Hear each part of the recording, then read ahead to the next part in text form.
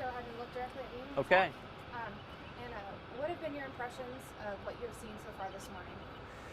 Well, I think first my impressions is how big the floods were. I was struck by the enormity of the water that I saw, the potential damage to Camp Ashland. I could see the farmland where the water had been out of the river's banks and the like. And as I always am, I was struck by how quickly the Nebraska team, emergency operations team, all of it, the state first responders, the state agencies that all work together, Department of Transportation and law enforcement and the National Guard come together to immediately get to saving lives and mitigating suffering throughout the impact area. So clearly the response phase of this thing was really well done. Here? Okay, sorry about that. All right, next question. So you kind of touched on it a little bit, but what do you think a mission like this says about the agility of the National Guard to be a contributing member to local, community, state, federal, interagency team during a domestic emergency? So this says so much. It just demonstrates who we are and what we do as guardsmen, men and women of the National Guard. For a very long time, I mean, we are the United States of America's predominantly military first responder force because we're everywhere across our nation. I mean, it's what we do. And, we're very good at it. I was, told all of the soldiers and airmen that I saw how important what their jobs are, what they do. The fact that they bring their expertise, their military skill sets into the emergency response arena, that when the governor needs them, when the state first responders need them, that they can come and they can do it. It's something that is unique about us. And without a doubt, it showcases the National Guard for what we are, which is the main military effort that supports domestic disaster response. Okay. Is there a message that you would like to send to the family and employers of those Nebraska National Guard soldiers and airmen who are supporting the mission? Yeah, I do. I do want to tell them that. I tell them, hey, I can't pay people more money. I can't give them more time off. I can't do any of that. But the message is predominantly thank you.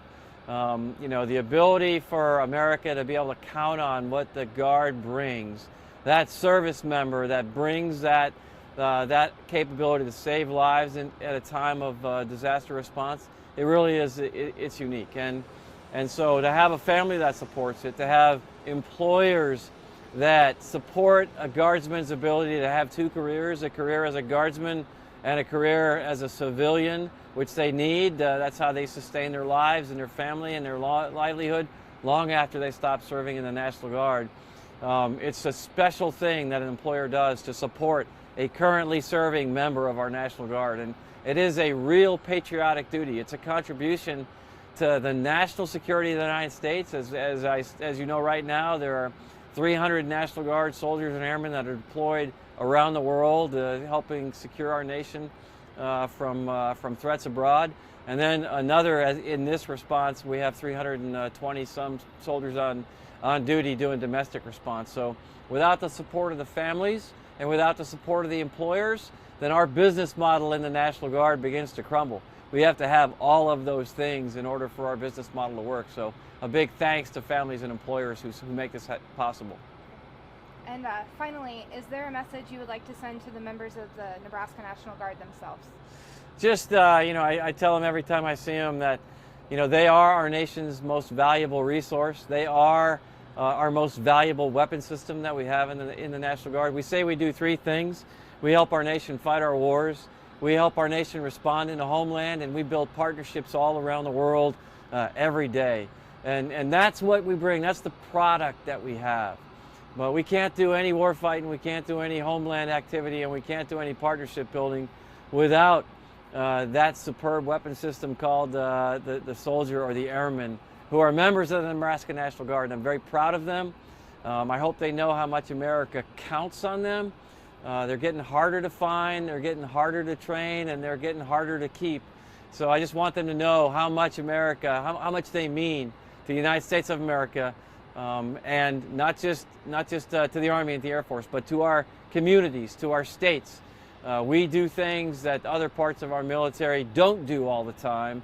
It is fundamentally woven into what we bring as the National Guard to our nation, and I'm so very proud of them. I just want to thank them for their service. Is there anything else that you would like to add? I just want to say that it does me good to get out of Washington, D.C. You know, this is when we are at our best as Americans, when I see our response. I mean, even though we have the tragedy of disaster and we have to rebuild, and we know it, and we have people that are enduring hard times for sure because of these floods, it is something very resilient, something very strengthening, something very encouraging about watching this recovery and response happen with all of the communities come together. It's when we are at our best, sometimes when we're facing adversity. So it's good to see, and thanks for letting me come in here to Nebraska to see this whole community respond together, and the National Guard being a big part of it. Thank you, sir. We're glad to have you today on Nebraska Strong Day. Thank you very much, Nebraska Strong. Thank you. All right. Nope. We good? Yes, thank you, sir. Okay.